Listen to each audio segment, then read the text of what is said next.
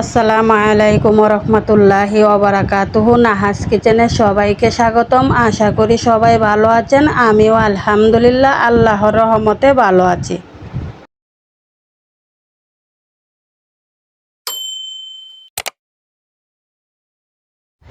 আজকে আমি বাজার থেকে বড় সাইজের একটা সিলভার মাছ নিয়ে আসলাম।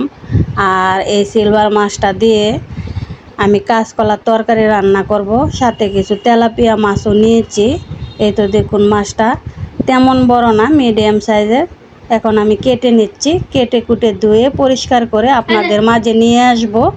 আর কাঁচকলা দিয়ে আমি তরকারি রান্না করব।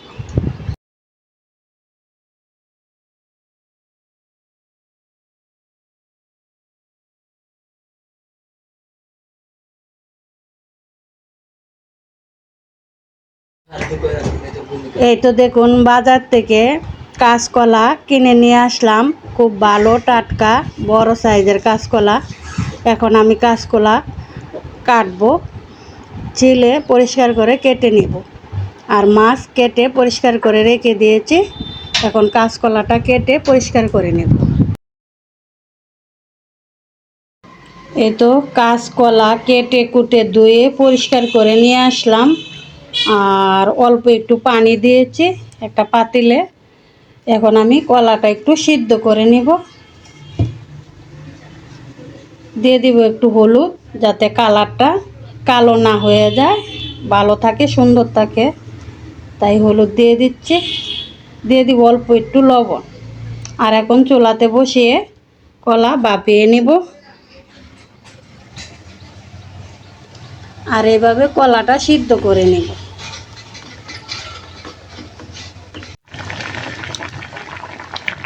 এই তো দেখুন, কলা সিদ্ধ হয়ে গেছে। আর কালারটা কত সুন্দর হয়েছে, হলুদ দেওয়া। এভাবে আপনারা কাঁচকলার তরকারি রান্না করলে হালকা হলুদ দিয়ে সিদ্ধ করবেন, দেখবেন কালারটা খুব সুন্দর হবে। এখন আমি চুলা থেকে নামিয়ে নিব। এই তো চুলা থেকে নামিয়ে নিচ্ছি।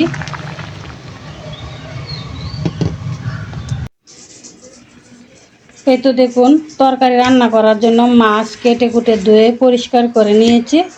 মাথা লেজ নিচ্ছি না, এখানে যে চাপার সাইডে দিয়ে একটা পিস নিয়েছি, আর একটু পেডি, আর 3টা পিস। এখন আমি তেলে ভেজে নিব। দিয়ে দিব হলুদ, দিয়ে দিব অল্প একটু লবণ।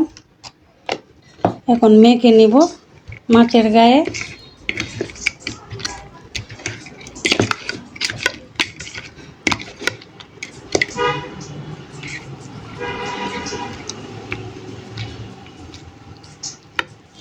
এই তো লবণ হলুদ মাখা হয়ে গেছে। এখন আমি ভেজে নিব। আগে থেকে চুলাতে কড়াই আর তেল দিয়ে বসিয়ে দিয়েছিলাম। চুলাটা বেশি হিট ছিল, তেলটা অনেক গরম হয়ে গেছে। এখন দিয়ে দিব একে একে মাছ।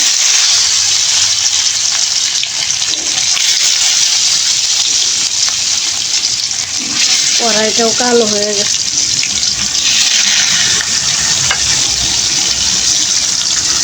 মাছগুলো এভাবে ভেজে নিব। এই তো দেখুন, মাছের এক পিঠ ভাজা হয়ে গেছে। এখন আমি উল্টিয়ে দিব।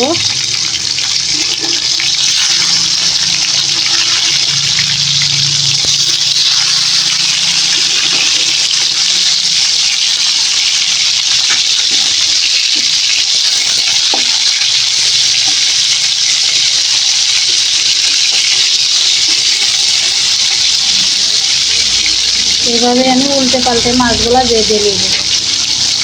উল্টে পাল্টে মাছগুলো আমি ভেজে নিয়েছি। এখন তেলের থেকে তুলে নিব আর এই প্লেটে রেখে দিই।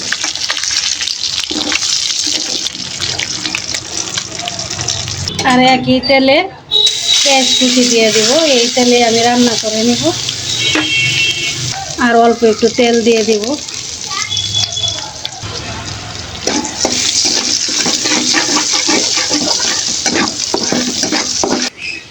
দিয়ে দিব কিছু কালো জিরা।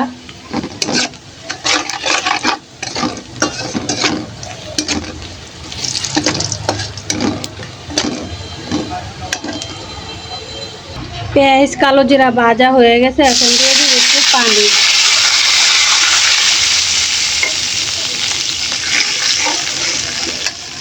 আর এইখানে মশলাটা এক নজরে দেখিয়ে দিচ্ছি। এই তো নিয়েছি 1 চা চামচ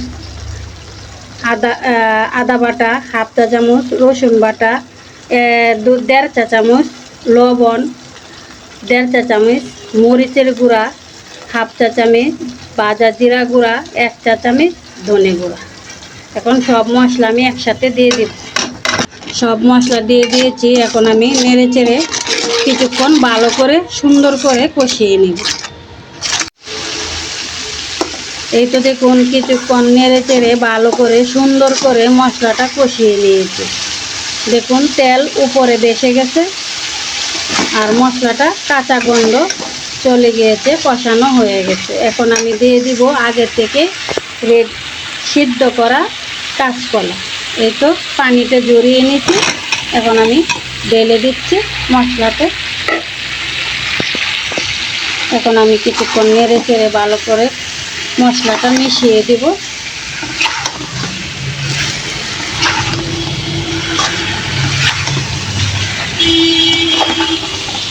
দেখুন মশলাটা কত সুন্দর দেখা যাচ্ছে, কষা কষা।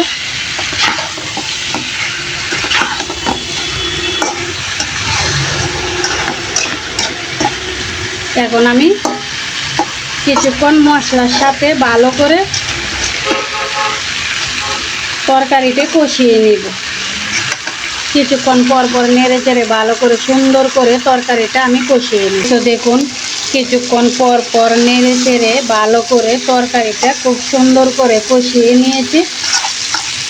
এখন আমি দিয়ে দেব ঝোলের জন্য পরিমাণ মতো পানি।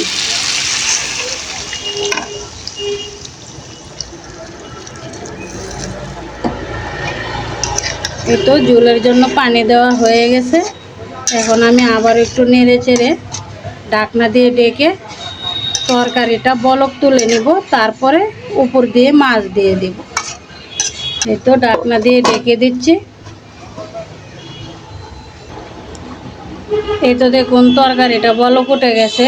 এখন আমি দিয়ে দিব আগে থেকে ভেজে রাখা মাছ। এই তো উপর দিয়ে মাছ দিয়ে দিচ্ছি।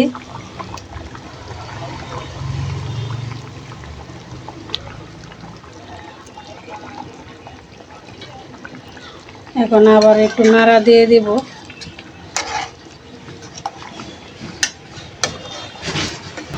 এখন ঢাকনা দিয়ে ডেকে আর কিছুক্ষণ জাল করে চুলা থেকে নামিয়ে নিব।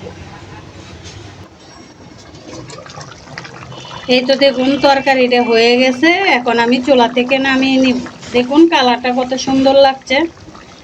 কাঁচকলার তরকারি তো শরীর স্বাস্থ্যের জন্য খুবই ভালো, খুবই উপকার, সবাই জানেন। এই তো দেখুন চুলা থেকে নামিয়ে নিয়ে আসলাম। আর কত সুন্দর দেখা যাচ্ছে তরকারিটা, খুবই ভালো লাগছে। কাঁচকলা খুবই সুস্বাদু, স্বাস্থ্যের জন্য উপকার। তো আশা করি আজকে আমার কাঁচকলার তরকারিটা আপনাদের সবার কাছে ভালো লাগবে। আর ভালো লাগলে লাইক কমেন্ট শেয়ার করুন। প্লিজ সাবস্ক্রাইব করে আমার পাশে থাকুন। আজকের ভিডিও এই পর্যন্তই। আবারও দেখা হবে অন্য ভিডিওতে। সেই পর্যন্ত সবাই ভালো থাকুন, সুস্থ থাকুন। আল্লাহ হাফেজ।